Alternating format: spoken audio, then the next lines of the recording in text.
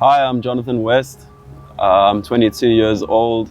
I'm a student currently pursuing law, and as a South African male and student, I stand in solidarity with Male and Guardian and their 16 days of activism against gender-based violence and femicide.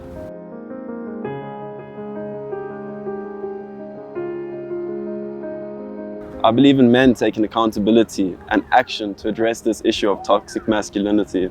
I think the problem with toxic masculinity is that we believe it's what we're meant to be as men. We think like toxic masculinity is the ultimate. We're meant to be big, strong, and aggressive. What I've experienced in terms of toxic masculinity, I went to an all-boys school. So toxic masculinity at an all-boys school is rife. It is the full culture of the school. And so my understanding of toxic masculinity from that is it's created by a culture of feeding each other. So toxic masculinity, most males when they're alone with their family and with their like companions, they wouldn't really be too toxically masculine. But as soon as you put a bunch of males into a room together and you leave them together, certain things are going to start feeding off each other. And I think as a school kid, you knew that the conversations and the jokes about rape and over-sexualizing women, you knew those things were wrong.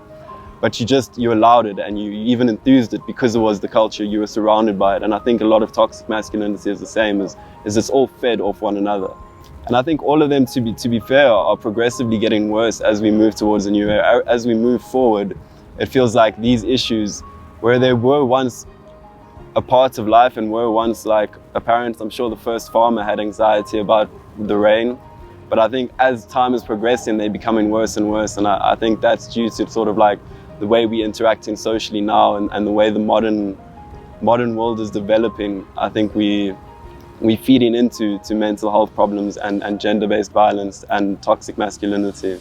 The anecdote I would use would be the first farmer was probably anxious about the rains, and he may have taken out that anxiety on his wife, and that would have created obviously the problems. And then we fast forward from the first farmer hundreds and thousands of years ago to today, the modern man is probably plagued by so much more mental health problems, so much more anxiety and pressures from society. And those feelings and that insecurity will then feed through the toxic masculinity. And obviously that's when we get to the stage where we have gender-based violence, when these men act out all of their insecurities and all of their mental health problems through their toxic masculinity in aggressive and in forceful ways upon women and children. I think when all these movements and ideals started coming to the foreground, we started dealing with them externally. We started telling people they're wrong here and people they're right here. And I think what needs to happen, especially for men, is we need to start noticing in our own lives, in our own thoughts and in our own beliefs, where we can find hints of toxic masculinity, where we can see in ourselves the problems that are much greater on a bigger scale and in other people's lives who we believe are different to us.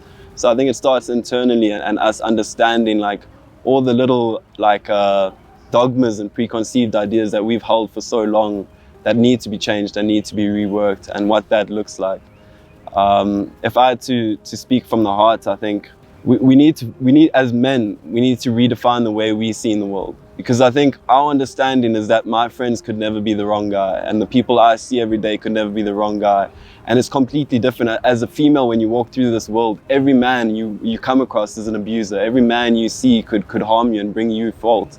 And us as men have viewed it on the completely opposite side, where we think everyone's innocent until proven guilty. And I think when you're a male and you can start seeing the world as a world full of abuse and full of violence, you can start changing your perspective and start understanding the pain that women go through every day. And when we understand that pain, maybe we can work on developing a way to combat it and a way to resolve it. Generally, when we want to give advice to our fellow males, we want to say like, think about your mother, think about your daughter, think about your sisters. And I think while that's a great idea, it helps them understand a female perspective. I think what that does is it creates like an ideal of these are the women I protect and these are the women I don't care about.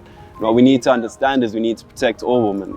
And so to the men who perpetuate gender-based violence and perpetuate all these things, I think the only advice we can give them is how would you treat yourself?